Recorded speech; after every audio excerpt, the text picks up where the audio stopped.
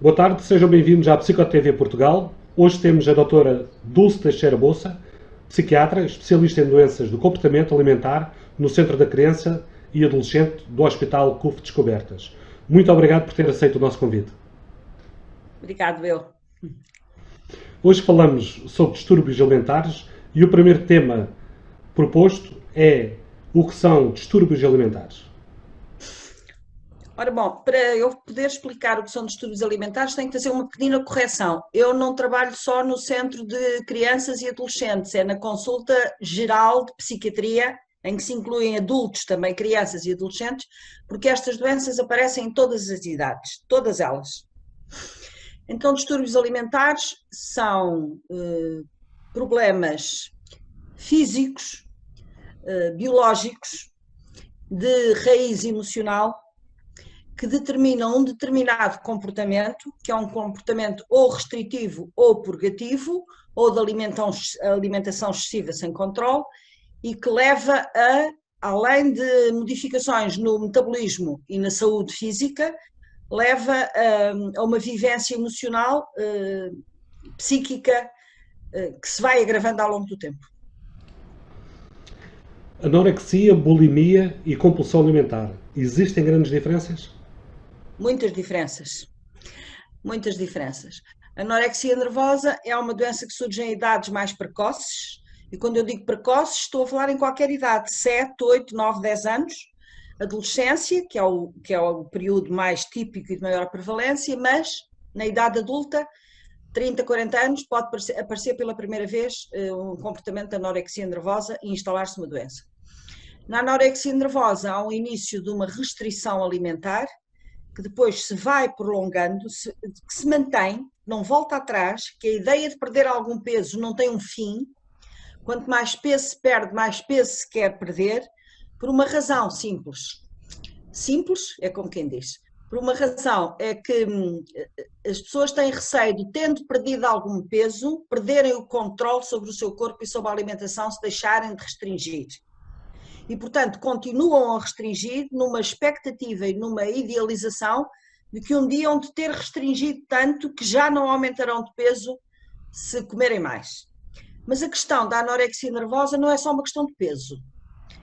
O peso e a gordura são metáforas que são utilizadas por estas pessoas para falar de um mal-estar geral, interno, mental e físico, e que tem a ver com a necessidade de controlar obsessivamente tudo aquilo que fazem para se sentirem bem.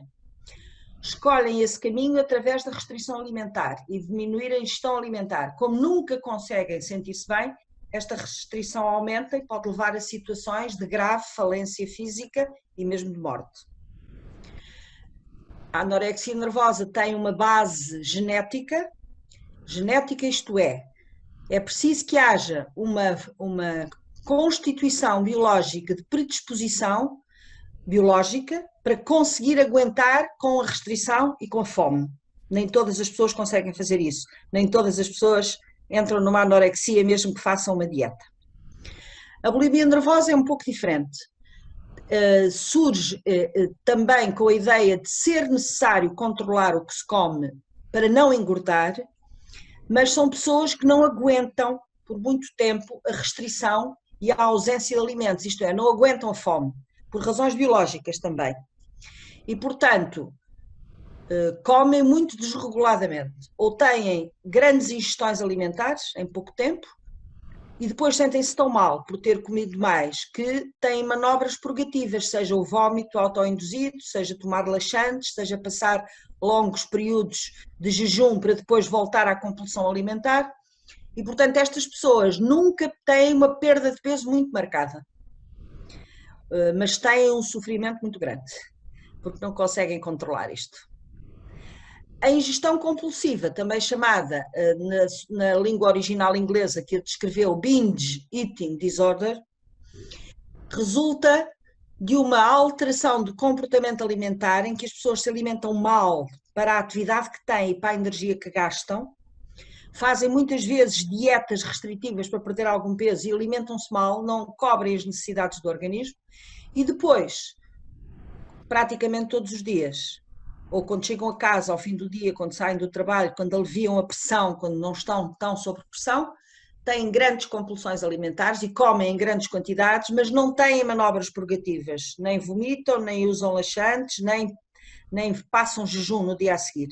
Portanto, estas pessoas com perturbação de ingestão compulsiva, que têm um sentimento de grande frustração e um sentimento depressivo que acompanha esta situação, porque acham que não prestam para nada, porque não conseguem controlar isto, estas pessoas aumentam de peso, porque não usam manobras purgativas para perder o peso. Existem sinais semelhantes entre elas e quais os sinais que devemos estar alerta? Sim, os sinais semelhantes são o querer perder peso, controlar o corpo para se adaptar melhor às normas sociais de que é preciso controlar o peso, é preciso ser magro, é preciso evitar as doenças, é preciso alimentação saudável, é preciso ter um controle sobre o corpo para ter um controle sobre a mente. Algumas destas ideias são mitos culturais. Mas a ideia de base para todas estas doenças é exatamente adaptar-se a esta mensagem cultural e, portanto, é perder algum peso. Quais as consequências mais nefastas deste tipo de perturbação? As consequências são várias e dependem do tempo em que a perturbação está instalada e do grau de controle na alimentação e, portanto, de desregulação do metabolismo físico e mental. Na anorexia nervosa pode chegar-se a uma desnutrição gravíssima, com consequências na saúde física muito graves, como, por exemplo, uma osteoporose precoce numa jovem adolescente, em que os ossos ficam com baixa densidade óssea, rendilhados e, portanto, pode haver fraturas espontâneas. Nada disto provoca dor, nem sinais visíveis e muitas vezes nem é sentido pelo próprio, portanto a osteoporose pode instalar-se sem o doente sentir nada, nem dar por isso, e um dia pode ter uma fratura espontânea, a correr, a dançar, a saltar. Pode provocar crises de hipoglicemia graves por desnutrição, algumas das quais, se estas hipoglicémias forem prolongadas e repetitivas, podem chegar a um ponto de se tornar irreversíveis. Portanto, há algumas causas de morte na anorexia por hipoglicémias não reversíveis e podem provocar alterações cardíacas graves, arritmias e, portanto, as consequências daí, que aí advêm. Na bulimia nervosa há, pelo contrário, um caos alimentar que perturba todo o funcionamento normal e confortável e regular do organismo, do corpo em si e dos órgãos, portanto provoca alterações no funcionamento gastrointestinal, do estômago, do pâncreas, do intestino, pode provocar, nas pessoas que provocam vômito, perda de potássio e, portanto, arritmias cardíacas e paragens cardíacas, e provocam desgastes em vários órgãos, como seja os dentes, que há uma perda de esmalte dentário pelo vômito autoinduzido, o intestino, que pode paralisar pelo abuso constante de laxantes, o estômago, que pode vir a ter lesões no estômago e no esófago pelo refluxo gastroesofágico. Estas são as consequências físicas. As consequências emocionais e mentais são terríveis porque estes doentes vivem com a sua vida toda comandada pelo medo, toda comandada por este comportamento e pensamento obsessivo, e há uma característica muito pesada, e que é a seguinte: estas pessoas têm medo de comer, mas também têm medo de perder o medo, porque acham que se perderem o medo, perdem o controle sobre aquilo que consideram que é um controle que atingiram na sua vida. Estou a falar da anorexia e da bulimia.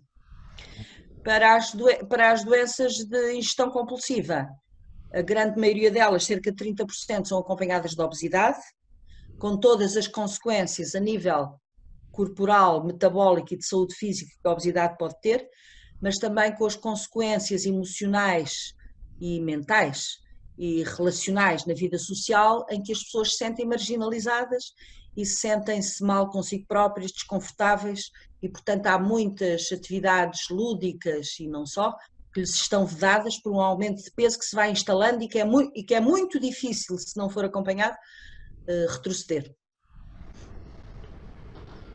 Covid-19 Vai aumentar a probabilidade de aparecerem mais casos?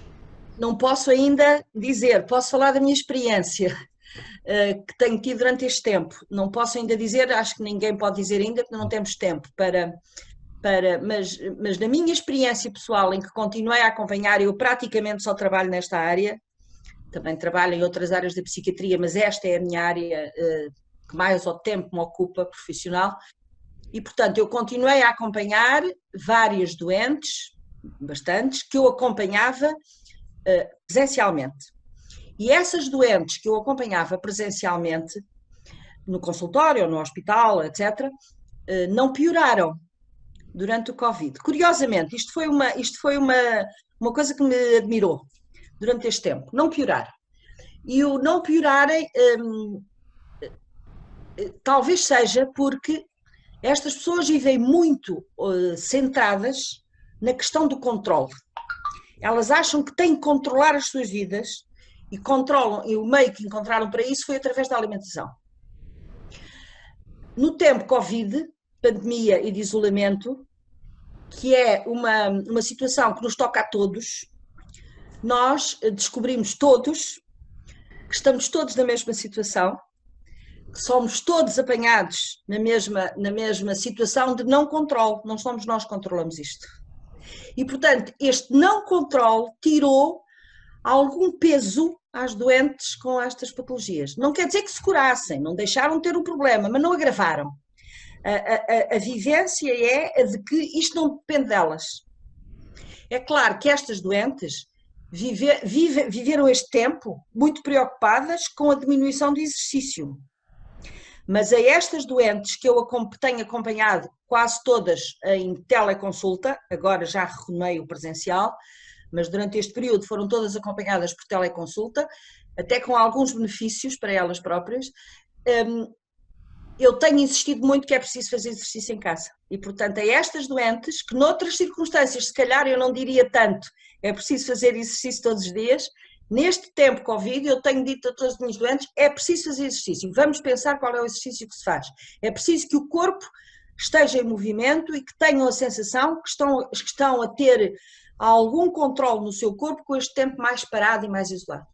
Não houve agravamento. Curiosamente, eu recebi em teleconsulta, durante este tempo, que também era uma coisa que eu não estava à espera, vários doentes de primeira vez, que eu nunca tinha visto e que não me conheciam pessoalmente e que me procuraram neste tempo de Covid por teleconsulta.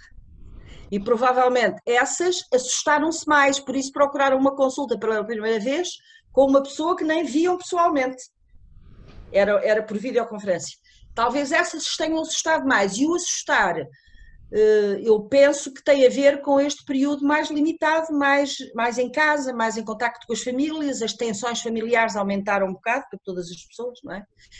Nós não estamos preparados para estar a viver em casa 24 horas com a família, estamos preparados para estar dispersos por várias atividades, portanto, houve várias, não foram poucas, doentes que me procuraram neste período e provavelmente o isolamento assustou-as e agravou os comportamentos. O tema que lhe proponho, por último, se alguém revê estes tipos de sinais em familiares, amigos, ou se mesmo a própria pessoa reconhece estes sinais que falámos há pouco, o que fazer? Olha, eu acho que o conselho melhor que eu posso dar às pessoas é que não é nenhuma vergonha ter uma doença de comportamento alimentar. Não é nada que se tenha que esconder. As pessoas têm muito medo quando procuram consulta e têm muito a ideia de um estigma, que é um estigma posto nestas doenças. Eu, como acompanho doentes destas há 30 anos, conheço muito bem o que é que elas sentem e o que é que se passa no interior delas. Não é nenhuma vergonha ter uma anorexia, ou ter uma bulimia, ou ter uma compulsão alimentar, ou ter excesso de peso. Aqui o importante é, eu quero ou não quero resolver isto.